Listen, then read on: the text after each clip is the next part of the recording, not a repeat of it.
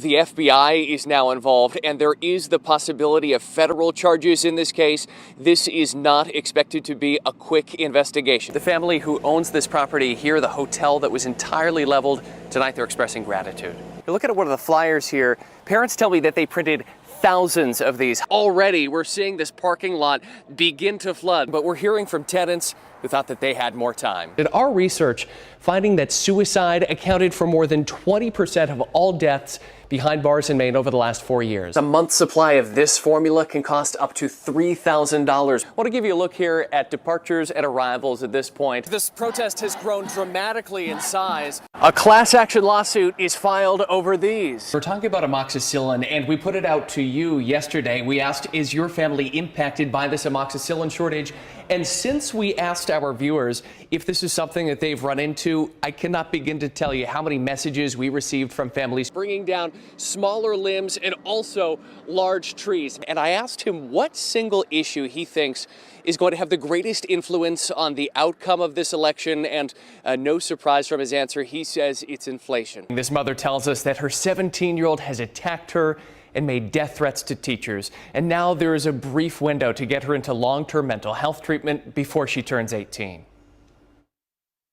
That's my worst fear is, it's going to take my daughter killing somebody for her to be seen. Since early childhood, Jessica DeShiro says her oldest daughter has shown signs of aggression. In recent years, it's become worse. She didn't like what you said. She would grab a knife and come at me. And meanwhile, her, younger siblings would be hearing the commotion. Her sister, who is now 7, she has dragged her across a carpeted floor and smushed her face into the floor. Diagnoses for the teen, she says, include oppositional defiant disorder and mood dysregulation. She's also on the autism spectrum. For a little bit there, I was embarrassed. What did I do wrong? Is it because I'm a single mom? Did I, not give her enough attention? You go through all these things. There's been therapy and numerous visits to emergency departments. She's now living at a Penobscot County teen shelter. DeShiro says Maine psychiatric hospitals either have no space or can't meet her needs. A Tennessee youth facility agreed to take her, but there's a wait list. So I always had to keep pushing those boundaries, telling them, no, she's not suicidal anymore. She's homicidal. Teens, like I said, it hurts my heart. Carlene Mahaffey is a certified intentional peer support specialist. These are people certified to provide trauma-informed support through lived experience with mental health challenges. I think there's this rush to have this, we need something done now, when in reality, sometimes that's just going to make things worse in the long run. Involuntary commitment through white and blue papering has come into focus recently. In November, Justin Butterfield, a man with severe psychiatric conditions, is accused of killing his brother. Loved ones say they tried to have him committed. And in New York City, Mayor Eric Adams recently introduced a plan to take people who appear to be mentally ill and a danger to themselves into custody for evaluations. Just remember that they're a person. Ask them what's going on. Listen to them. Have patience. Sit with your own discomfort. Mahaffey highlights peer respite care for adults, voluntary short-term non-clinical treatment. DeShiro feels hospitalization is their last best option for a girl she loves and holds hope for. She is such a sweet kid. If you really get to know her, she's super sweet. She loves horseback riding. Within the last week, heartbreak. The facility in Tennessee said they were ready to take her, but shortly after put her intake on pause. And if she doesn't get that care by next June, you don't feel like you're going to see this side of her again? No, she won't be with us.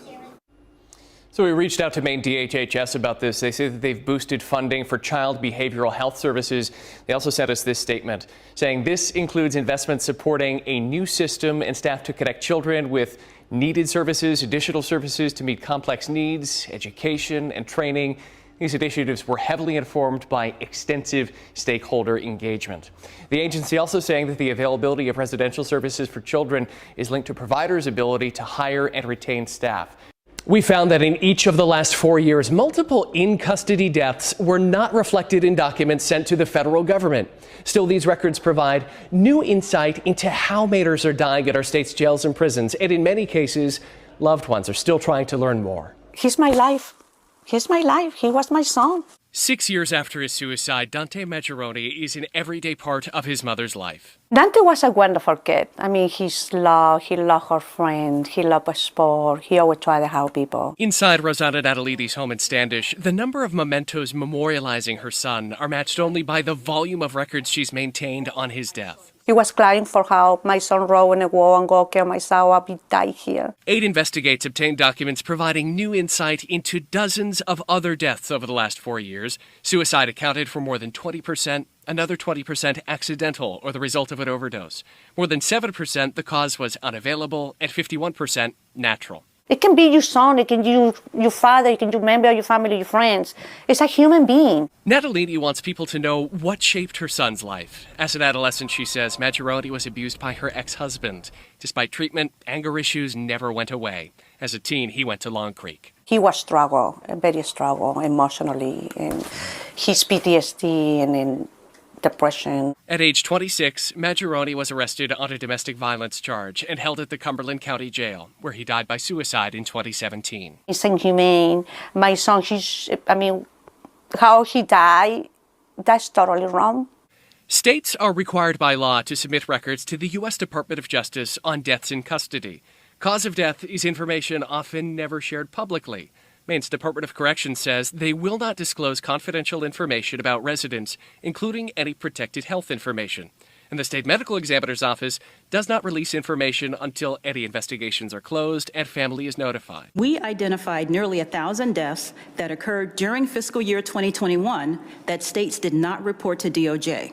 Greta Goodwin of the U.S. Government Accountability Office testified before Congress last year that 70% of records from states were missing at least one required element. Having good data allows you to make better policy decisions. It also allows you to give some thought to, what things could be done to mitigate these deaths. Unaccounted for in Maine's records are 10 deaths that we verified by comparing our reporting to documents submitted to the DOJ, including the first death behind bars from COVID-19. Many prison inmates were elderly and died receiving hospice care. Deaths also characterized as natural include a woman who died of sepsis at the Somerset County Jail and a woman at Wiscasset's Two Bridges Jail who died after having seizures, which the document links to substance use disorder and difficulty managing medication. 7 deaths classified as accidental involve overdoses, including a woman who died in the York County Jail hours after being booked. And listed as unavailable, a man at the Franklin County Jail who died after detoxing and suffering withdrawal symptoms. Why you can see that? I can see it. Natalini lives with pain, but has found purpose as an advocate, pushing to prevent prisoner deaths. The reason I speak out now is because it's continuing to happen, and we need to stop that. No matter she should be going through with this. But loved ones of murder suspect Justin Butterfield say that they presented information which should have prompted an extended stay at a psychiatric hospital. See what somebody wrote? S. K. I don't see it here. This is video taken in 2019 by a man who called Justin Butterfield a best friend. He started recording, hoping the video would connect them with help. No, it's something like somebody likes. I'm not seeing it. Diagnosed with schizophrenia, Butterfield is seen in this video believing messages are written on the walls of his home, the floor, and food packaging. Everybody said this was going to happen. We begged them. Nate Howard says he brought this video to a Lewiston hospital. Butterfield was held for 5 days. Since then, he's had multiple run-ins with law enforcement and several other hospitalizations. Howard and Butterfield's ex-girlfriend say they begged for a referral to a long-term facility. When people who are on the inside that see what's going on beg you, hey, he's going to hurt somebody, you've got to do something, listen to us. According to the Maine Hospital Association, the first step in the blue paper process, someone is brought to the hospital for an evaluation. Then a clinician can recommend involuntary commitment at one of Maine's 2 private psychiatric hospitals. If someone is committed on an emergency basis, 10 days later there's a white paper evaluation to decide if they should stay longer. After being hospitalized multiple times in recent years for just days at a time, on Thanksgiving Day, police say Butterfield killed his brother Gabe Demore. I think it was really avoidable. Mainers with the highest level of need expected payments of $1,000 to go towards home heating costs. All we want is an answer. That's literally all we've been asking for when we call is, can you give us an answer, a time frame, something, and absolutely nothing. Cassandra LaPointe of Dresden has 3 young kids. She noticed last month $1,000 was applied to her EBT card, instead of receiving the cash benefit that she expected based on this letter. Only households with children already receiving other benefits are eligible. Maine's Office for Family Independence posted a notice saying, "Don't spend it," anticipating a correction. But the correction hasn't arrived yet. LaPointe says now she's running out of fuel. I will have a curtain in my hallway to block off the other end of the trailer, and my kids would be sleeping in the living room with an electric heater. Aid investigates visiting 2 DHHS locations today. It's unclear how many households are impacted. Late this afternoon, the agency sent us a statement reading in part, "Due to a technical issue that has since been resolved, some households were previously able to view but not access the funds through their electronic benefit transfer card accounts." Adding, today, the department is beginning to notify eligible households that the funds will be available next week. You know, it's been over 3 weeks now, and you took that money back real quick. Aid Investigates reached out to Maine DHHS multiple times today to request an in-person interview. That didn't happen. In Augusta, Terry Stackhouse, Maine's Total Coverage.